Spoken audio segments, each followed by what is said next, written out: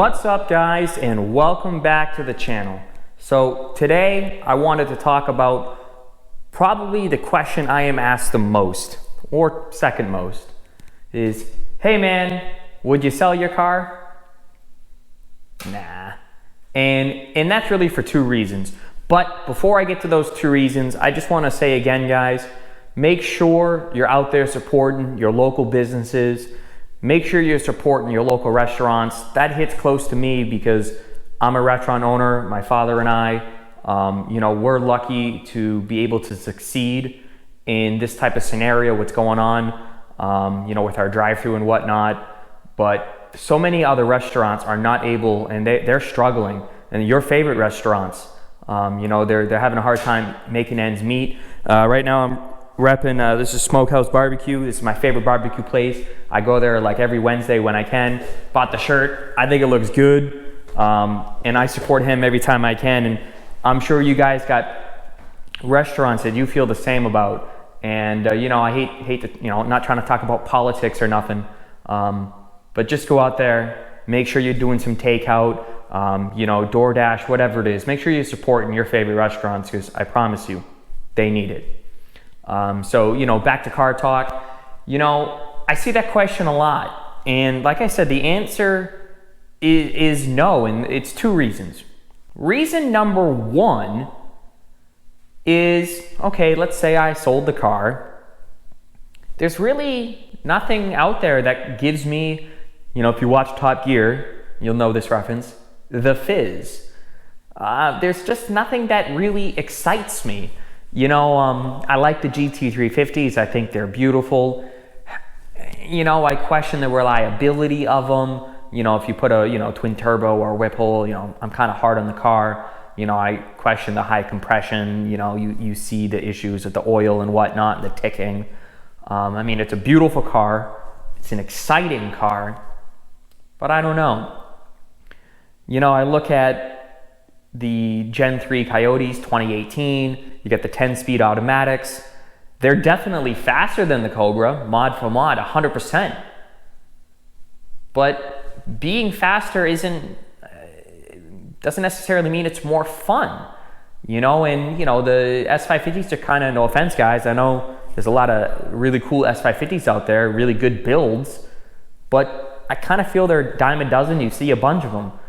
When's the last time you seen a Terminator driving around? It just gives you a different feeling. It's not a good car. I've talked about this many a times. There's a lot of downsides of these cars, but it's just something about how you feel when you drive it. The only car that I would think I trade it for is the new GT500. Those things are the balls, man. It's the speed, it's the mixture of the speed, the technology, the comfort. You could easily get in a new 2020 GT500 and easily drive 1,000 miles and have no issues. This, I probably wouldn't take this on a 1,000-mile, cruise. But realistically, with my finances and where I'm at in life now, I just bought a house. I've been really lucky that my hard work has been able to pay off the way it has.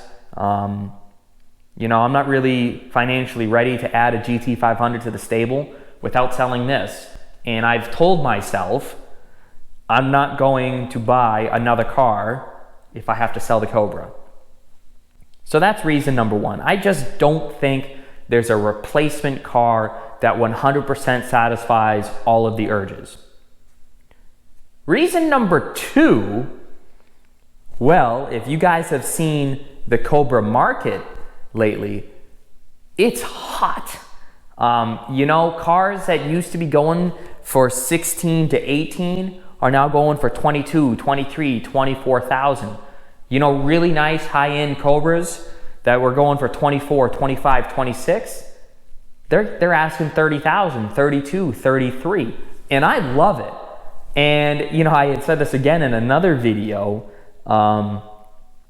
It's one of my biggest pet peeves about the Cobra community is when you get a guy that has a tastefully modified car, it's in a desirable color, and I'm not there to make fun of the zinc yellow guys. It's all about, if you like your car, that's all that matters. but there's just typically less demand for the less desirable colors. It doesn't mean they're worse, it just means the average population, they're less desirable. You get a Mr. Chrome, you get a Competition Orange, Sonic Blue Cobra, it's either tastefully modified right, low mileage, or close to stock and low mileage, and you see them asking for like 34, 35,000, and the Cobra community loses their shit.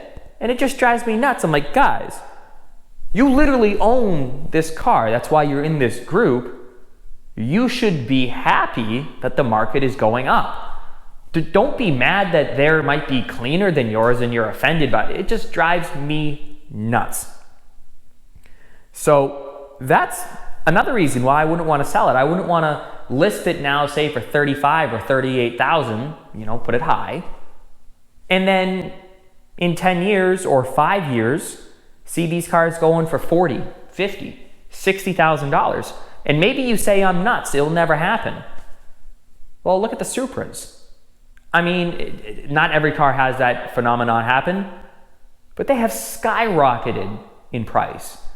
And sooner or later, there's just not gonna be that many examples of really clean, tastefully modified, or close to stock Cobras left.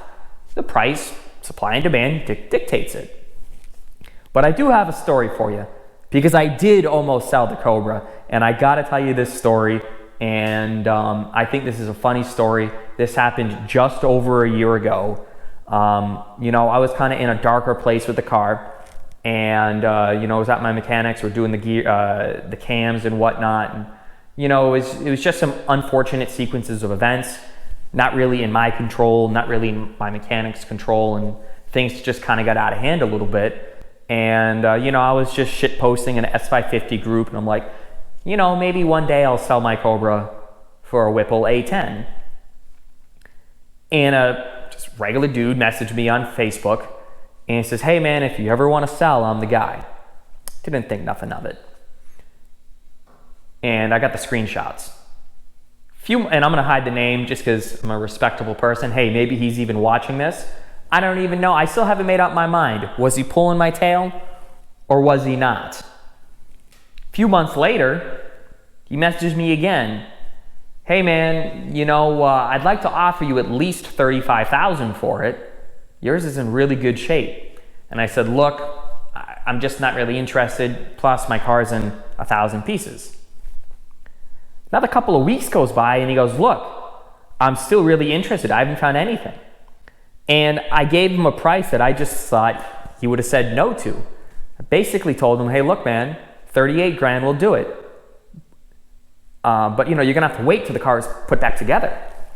And he said he'd rather take it in pieces, that he wanted the father-son bonding experience of putting the car back together. And I'm like, this is kind of strange. If you put it back together wrong and it doesn't work, you're gonna be coming at me. And he goes, no, we can sign any paperwork. I'm gonna, any liability, it's all gonna be on me. And he started talking, how many owners is your car? I wanna see the paperwork, I wanna see the receipts, I wanna see the mod list. He started looking at hotels to come drive up here. He got ready to send me the deposit to the car. He talked about, how many straps do I need for the trailer? This guy put in some serious time. And I'm like, I had to tell him, look, man, are you in or are you out? And he said, I'm in. And I said, you know what? We'll do it. I'll sell it to you, $38,000. And he goes, okay, I'm gonna go to the bank and I'm gonna get the cash and I'm driving up this weekend. I want it in pieces. And I'd made up my mind, I was gonna do it.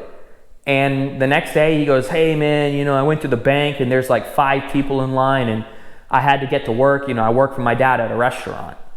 I'm like, oh, that's kind of weird. I also do the same. So he gave me his father's restaurant's name. So that's what tells me if he was pulling my leg and scamming me, would he have really given out personal, private information? So the next day, he does the same stuff.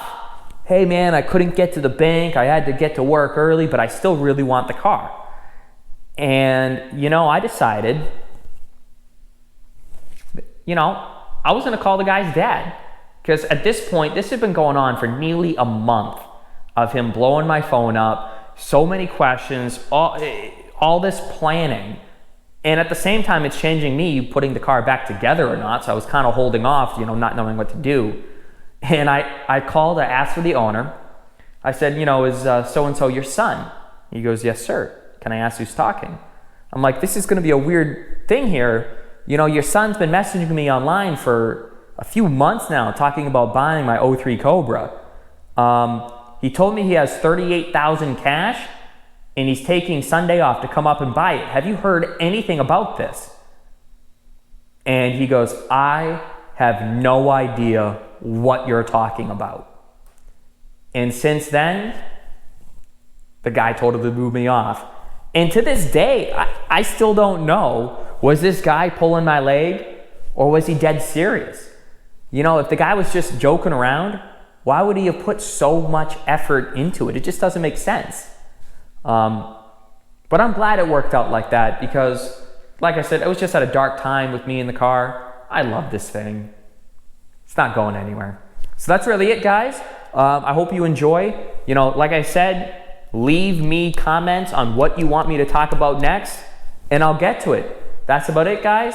Stay safe, okay? And remember, support your local businesses, support your restaurants. Thanks, guys.